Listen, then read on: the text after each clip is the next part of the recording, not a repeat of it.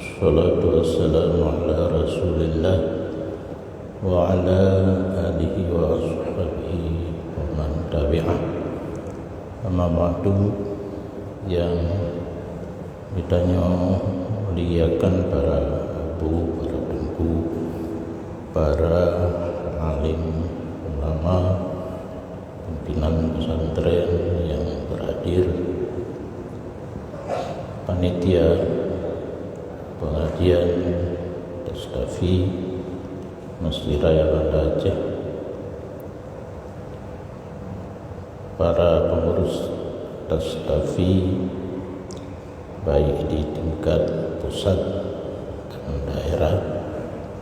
Terima kasih kepada pengurus Masjid Raya yang telah memberi izin untuk terselenggaranya pengajian Tastafi baik di masa yang lalu, sekarang, dan di masa yang akan datang. Terima kasih kepada para panitia yang telah memberikan sedikit waktu untuk kita sampaikan sedikit materi dalam pengajian Tastafi malam ini, dan yang kita hormati para hadirin dan hadirat yang telah berhadir. Malamnya oleh panitia baca tentang pelajaran yang kurang dari kitab Syiarus Salikin pada menyatakan amar ma'ruf nahi mungkar. Bermula bab yang ke-9 pada menyatakan menyuruh dengan berbuat kebajikan dan menegahkan daripada berbuat yang mungkar, yakni yang kejahatan, dan yaitu 4 pasal. Tentang penjelasan amar ma'ruf nahi mungkarnya dalam kitabnya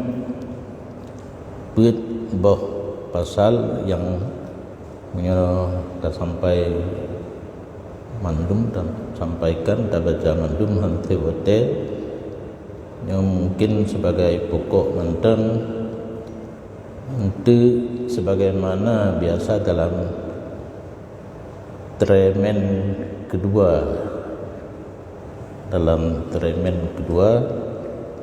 tanya jawab bisa lebih berkembang.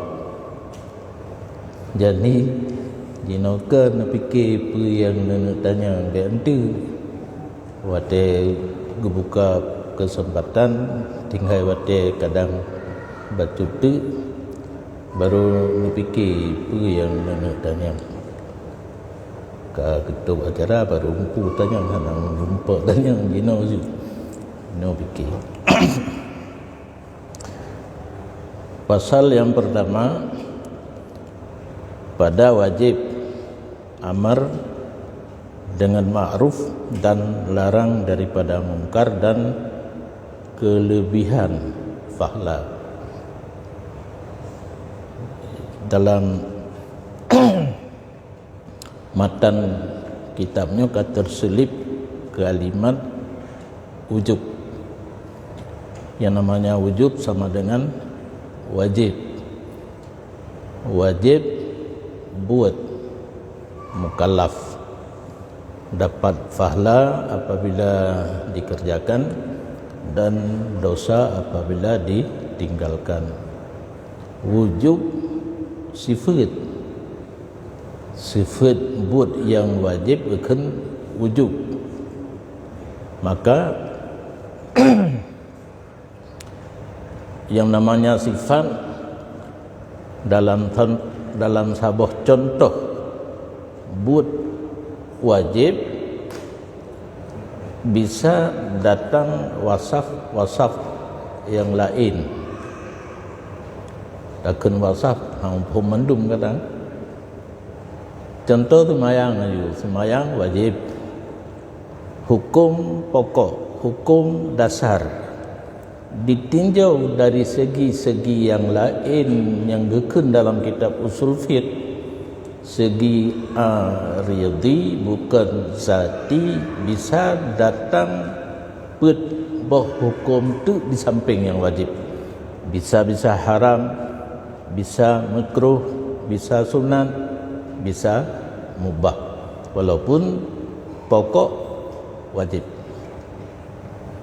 Jadi tentang amar ma'ruf nahi mungkar yang karena ia wujub menyerta pubut nafala hana terpubut dosa, dan na fadilah, na fahla, na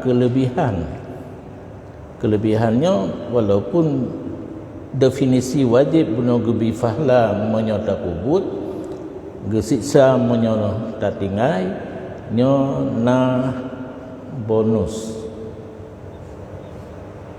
be fadilah tapi na nurun pi fadilah sin bagi urinang topo yang nama fadilah punya bonus yang tangga umpum mendung payah berjit maka kamu ber mejak sekolah nak jiat ata laganya dek tiro tu pun mulai tabut matan takrib fadilah katuk fahih fadilah. Jadi tak usahakan bahasanya bertagunakan kita nak lebih mufhum kepada orang-orang yang ingin untuk mengerti apa itu sebenarnya fadilah, bonus di adik fahla bud wajib. Nyehna di samping wajib amar ma'ruf nahi mungkar nalom bonus yang gebi li Allah kepada orang yang tim melaksanakan amar ma'ruf nahi mungkar. Kata Imam Al-Ghazali nyohana lungkun bari karena kitabnya kombinasi antara bahasa Arab dengan bahasa Jawa, menyatakan bahasa Arab nyatakan bahasa Jawa nyambangai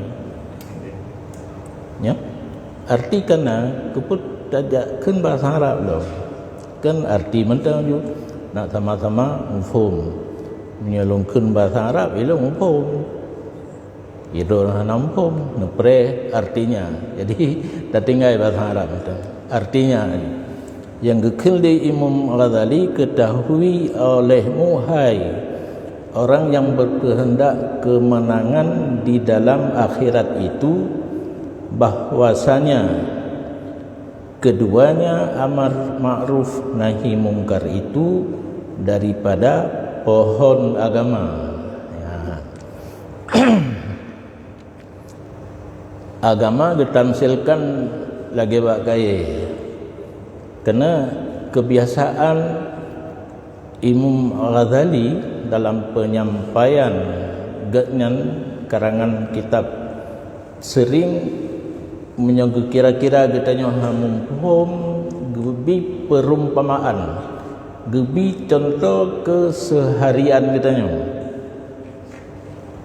dina agama dicontohkan dengan tiba bak kaye yang namanya bak kaye na bak na cabeng nyan yang pokok ile kita bicarakan ukur on bo bungong be ledan cacot dua mentang bak cabeng posisi amar ma'ruf dan nahi mungkar menyata bandingkan agamanya dengan bak kaya adalah ibarat